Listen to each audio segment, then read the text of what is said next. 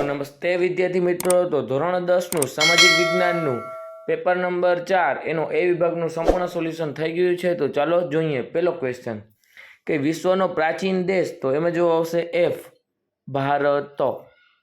ચલો એના પછીનો બીજો સારનાથનો સ્તંભ, એનો જો આવશે ડી 4 સિંહોની આકૃતિ।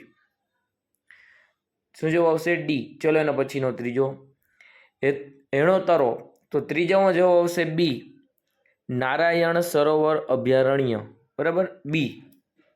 ચલો એના પછીનો ચોથો એલ્યુમિનિયમની કાચી ધાતુ, તો ચોથામાં જવાબ આવશે એ બોક્સાઇટ। ચલો એના પછીનો પાંચમો સ્ટોકહોમ શહેર, તો પાંચમામાં જવાબ આવશે સી સ્વીડન, બરાબર સ્વીડનમાં આવેલું છે। ચલો એના પછીનો છઠ્ઠો ક્વેશ્ચન, જો તમે અમારી ચેનલમાં સબસ્ક્રાઈબ ન કર્યું તો ખાસ સબસ્ક્રાઈબ કરજો। તમને આવી જ રીતે બધા વિષયનું સંપૂર્ણ સોલ્યુશન મળશે અમારી ચેનલમાં, તમારે ક્યાંય ગોતવા નહીં જવું પડે, અને તમને અમારી વિડીયાની એન્ડ સ્ક્રીનમાં જ તમને પેપર નંબર 5, પછી એની એન્ડ સ્ક્રીનમાં પેપર નંબર 6, તેવી રીતે બધા સોલ્યુશન મળી રહેશે। તો પ્રશ્ન નંબર 6 કે ધોળાવીરા નગર આયોજનની દ્રષ્ટિએ શ્રેષ્ઠ નગર હતું, તો જવાબ આવશે ખોટું।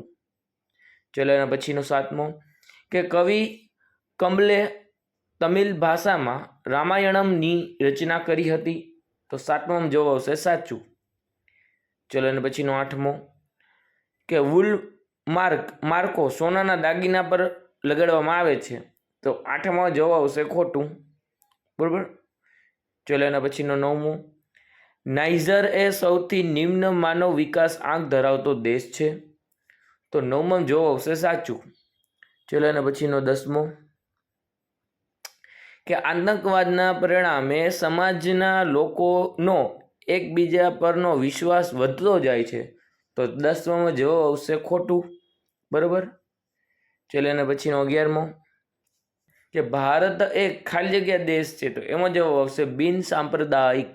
શું જવાબ આવશે બિન સાંપ્રદાયિક। ચલો એના પછીનો 12મો રાષ્ટ્રીય સંગ્રહાલય ખાલી જગ્યામાં આવેલ છે, તો 12માં જવાબ આવશે નવી દિલ્હીમાં, બરાબર। ચલો એના પછીનો 13મો પૃથ્વી પર જળ સંસાધનનો મૂળ સ્ત્રોત ખાલી ગયા છે, તો 13માં જવાબ આવશે વૃષ્ટિ। શું જવાબ આવશે વૃષ્ટિ। ચલો એના પછીનો 14મો કે ઉકાઈ અને કાકરાપાર યોજનાઓ ખાલી જગ્યા નદી પર આવેલી છે, તો 14માં જવાબ આવશે તાપી। શું જવાબ આવશે તાપી।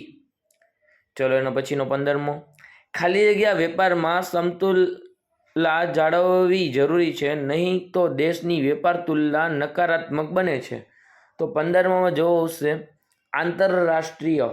શું જવાબ આવશે આંતરરાષ્ટ્રીય। ચલો એના પછીનો 16મો જો તમે અમારી ચેનલને સબસ્ક્રાઈબ ન કરી હોય તો ખાસ કરી લેજો, તમને આ જ વિડીયોની એન્ડ સ્ક્રીનમાં પેપર નંબર 5 મળી રહેશે।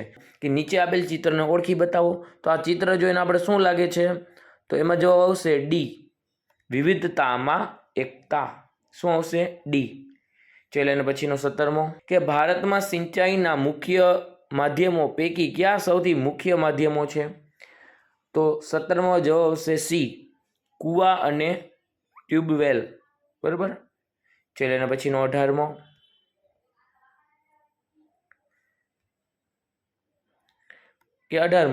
કે નીચેના પૈકી કયું વિધાન સાચું નથી, તો 18માં જવાબ આવશે બી હિમાલયમાંથી નીકળતી નદીઓ મોસમી નદીઓ કહેવાય છે। ચલો એના પછીનો 19મો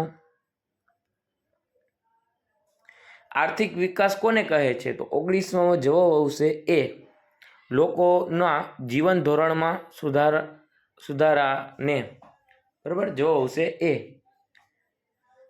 તો એના પછીનો 20મો ઉત્પાદનમાં થતો વધારો અને વધારાનું પ્રમાણ દર્શાવે તેને શું કહેવાય, તો 20માં જવાબ આવશે સી આર્થિક વિકાસ કહેવાય, બરાબર। ચલો એના પછીનો 21મો રાષ્ટ્રીયકૃત સંસ્થાન કયું છે, તો 21માં જવાબ આવશે ભારતીય રેલવે, બરાબર ભારતીય રેલવે। ચલો એના પછીનો 22મો કે ભારતના પશ્ચિમ કિનારાના મુખ્ય બંદરો ક્યાં છે, તો એમાં જવાબ આવશે કંડલા બંદર, મુંબઈ, ન્યૂ મેંગલોર અને કોચી, બરાબર। ચલો હવે ક્વેશ્ચન નંબર 23મો કે આર્થિક વિકાસ પછીની અવસ્થા કઈ છે? તો 23માં જવાબ આવશે આર્થિક વૃદ્ધિ. શું આવશે જવાબ? આર્થિક વૃદ્ધિ. ચાલો અને પછીનો 24મો કે મિશ્ર અર્થતંત્રને કેવું અર્થતંત્ર કહી શકાય? તો એમાં જવાબ આવશે કે મિશ્ર અર્થતંત્ર એટલે એવી આર્થિક પદ્ધતિ કે જેમાં જાહેર અને ખાનગી ક્ષેત્રનું સહઅસ્તિત્વ હોય અને બંને ક્ષેત્રો એકબીજાના હરીફ નહીં પરંતુ પૂરક બનીને કામ કરતા હોય. બરાબર, આ એનો જવાબ.